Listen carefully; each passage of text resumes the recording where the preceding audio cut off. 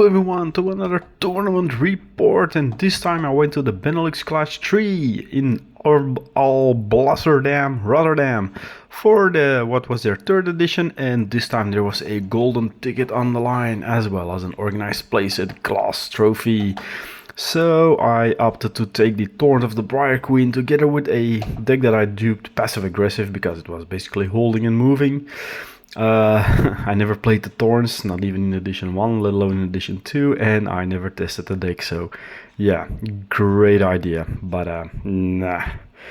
Look, the recent update didn't really influence my deck nor my warband, so I can definitely live with that, as I didn't have time to give the deck a go for its money and will have to cope on the fly and learn to play during the tournament itself.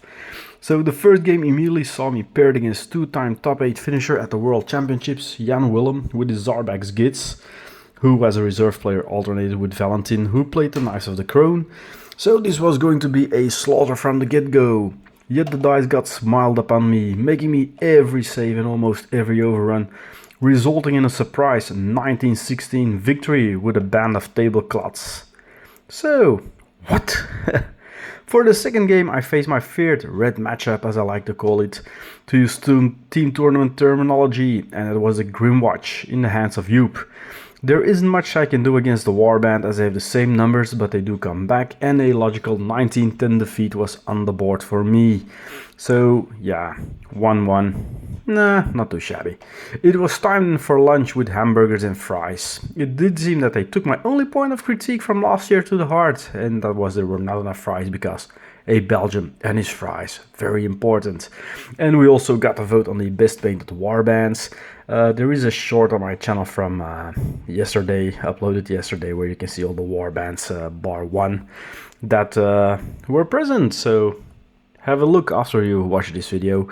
In the third game, I faced the eventual winner of the event, Kevin, and his Ember Watch, and I made a serious play mistake in the end of the second round, forgetting to pull Vaclav 1 back with a Weary Thread, which would have scored me alone in the dark, and might have made all the difference as I went under 13-10 in the end.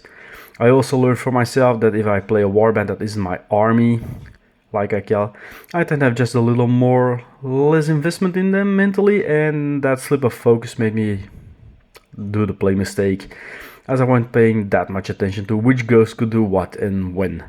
Lessons learned, I'll just stick to elves and probably IDNF in the future for events, but I was so mad at myself after this, so mad that for the fourth game, which I played against Peter, one of my regular opponents, I didn't care shite if I had to play. I was at the point, matter of speaking, that I just wanted to pack up, go home and cry under a stone, because how the hell could I throw a game through such a stupid play mistake in the third round? And yeah, well, so his grandfather's gardener then, a pair up I didn't really fancy with the many bodies and regeneration, and I was still a bit out of focus due to the events of the previous game and boiling inside, so I went down 14-12 against the followers of Nurgle, and frankly I didn't care. So the cut was then made for the top 4, which was a result with only a single win and 3 losses I didn't make by far, lingering in 7th place. Unfortunately, the 2 Polish players needed to leave at this point, which was a pity as I would have loved playing them, and the new pairings meant that the previous rounds were wiped clean, so you could face people you already faced before.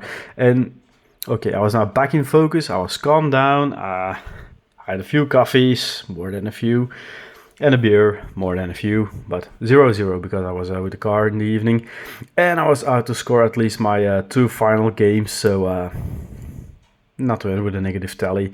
And I faced Peter again in a rematch against the Gardeners, and this time it was a 16-13 victory for the Thorns.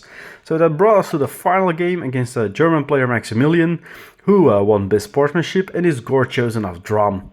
My defense roll went totally south and every strike took down a ghost, but I managed to pull off a very close win in the end thanks to Alone in the Dark. I guess the card tried to redeem itself earlier, and it took me a 12-11 win. So that meant in the end I came out in 5th place, leading the second bracket, the non-top 4 cutoff, with a 3-3 and a glory difference of -8, the placing decider in the best ghost pairings. So yielding me another set of promotional art cards and the race universal acrylic tokens, the latter always handy for certain. The event was eventually won by Kevin and his Emberwatch, who beat Valentin in the final and grabbed the golden ticket. Well done, mate.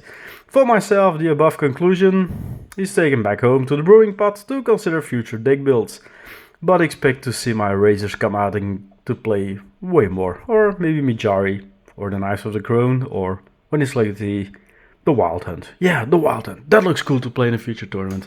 Yeah, whenever now, next time Legacy Warbands are allowed, I'm gonna play Skate's Wild Hunt. Just because I enjoyed painting them and I think it's gorgeous models. Some of the best in Underworlds. But I digress. This was it for the Benelux Clash 3. It was a fun day. 6 more games I managed to play this year, and that's always a good thing. So onwards to the next edition, somewhere next year I'd say. And compared to last year, where I played 5 out of 6 games against my regular gaming group, at least now I face 4 opponents from across the border. So that was always a nice experience. Thanks for watching, and I'll see you again next time. Bye bye.